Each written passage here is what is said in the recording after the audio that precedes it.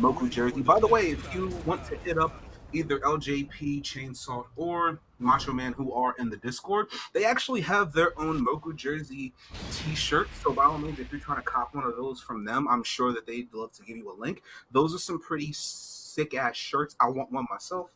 And we'll actually have a talk with Macho Man later about that. I want one of those. But hit him up or LJP or Chainsaw for those. Wait a minute. We're going with Armor King today. Why So is that? no King from Macho. Okay. So it's going to be Lars versus AK. So apparently, Edo's not going to be the only Armor King today. I like what I'm seeing here. Especially in Season 4 now that they gave AK wings again. But we're on Mishima Dojo here for this one. Yeah, probably AK got buffed, but it wasn't that much. It wasn't that much, but it was definitely enough for the AK players to be like, brothers, we ride at midnight. Like, just ask Justin Iglesias. That man's been holding it down for the AK community for the longest, and he's only been doing it harder for Season 4. Shout outs to that man. He is a freaking unit. I don't remember which tournament it was this past week. I think it was the Chicago charity event, but he was taking it absolutely to some of the finer players in the area. So that was a big buff to a lot of Armored King players. Like Edo and Macho Man both got a solid buff as King players from seeing that go down. Nice whip punish though from JFrac.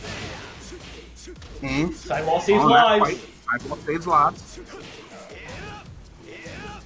Oh, got him at the wall. You do not want to be here. Don't sidestep me. Anakin Invitational. Thank you, sir. That was the event. Thank you, Edo. Because I know that both of those events happened at the same time, the Anakin Invitational and the Chi-Tech Toys for Tots charity event. Shout out to the Chi-Tech crew for that. They always do good work. And this is currently 2 straight rounds. JFrac with a commanding presence here. Macho Man trying to get something going with AK in round 3. He's just not really able to open up JFrac too much here. What a duck, even from the slightest low. Nice sidestep. Look at that. Oh, he drops it though. And in the back turn conversion. So definitely struggling to try and open up. JFrac was playing too clean. Well, he actually had a life lead there for a second until Buff Lars went YOLO Hell Sweep to even up the life total. Like, Buff Lars, he's well known for actually playing a very clean, very conservative gameplay, but of course it's Lars, so at any point in time, this man can bust out something ridiculous, like Jesus Christ. And in that last round, Macho was getting something going, but any momentum that he had in that final round, JFrac almost immediately shut it down to a fraction. Yes, I did just do that, and I regret nothing. Hashtag down to a fraction. I'm also retweeting that as well. But let's get into our game 2 here. I'm wondering if we're going to see him switch back to King, or if he's going to stick with AK for this one. Now, TRL, at least in your personal opinion, even though both these characters play similar, they're still very, very different. If you were playing against, say, Buff Lars, would you probably prefer going to King, or would you stick with AK for this one? I'm going with King, because like this 50-50 is better. So if you get a knockdown, or just put our dice in. I would actually somewhat agree with that. Yeah, like Kazuya, Anna, or Marlock, King has a very strong 50-50 game. So once you get, if you win like two dice in a row, that's like half your life bar gone. Sorry, 66% of your life bar gone if you get 2 dice rolls correct. True, I would actually agree with this. In terms of King versus, and we're going to see the King come back out again. So getting the OG Jaguar coming through. In terms of Armor King and King, I would definitely switch myself.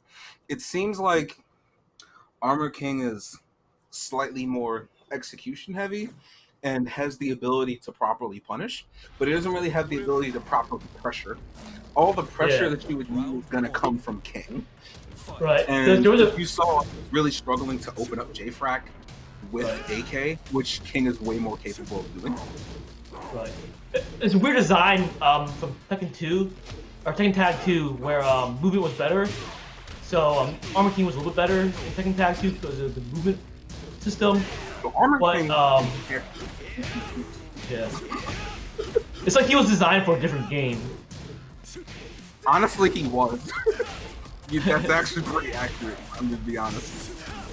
Like, he still has my favorite throw, the favorite tag team throw from that game, where it's Right. him and Panda or Kuma lifts them up in a suplex, and then Kuma just launches you into the air like a super power driver. I'm like, that is actually my favorite throw in that game, undisputed. Second place is just Dragunov and Brian beating the brakes off your ass. It just looks rude, but it looks so good. Oh, clothesline. Oh, he tried to go for it. Oh, Nice Hell side Sweep step and pop kick. F2. Nice sidewalk on Hell Sweep. 1-1 even, baby. I'm trying to get something going here with the low. I'm trying to get some pressure going here. Oh, with nice a low low parry. parry. Full combo. You have 2-1 to get the flat. Oh, with the throw. What's he gonna go for? Jaguar Rush, baby, with the Oki option. I try to go for the drop kick. Oh, still got a conversion off of that. I did not expect that. That was pretty clean. Oh, it doesn't break a generic throw? Yo, he might be from Philly though. Oh, You're right, two more brutals. This might kill if he does it right. He dropped it! Drops it. Oh! But it American and reset. Whoa! Wait a minute. Yeah. I thought he was dead. I thought he was dead. American reset. You gotta love it, man. It never fails. Alright, with the D. What a duck! Oh, nice stuff. Oh, didn't get the full conversion though. Nice interruption. Oh. And he's got him at the wall. What type of pressure is he gonna put on him? Yes, 2-1. Alright, beat back 1 to get some space. Alright, slowly trying to fight his way out. Oh, and that is it. Even though it was at the wall, was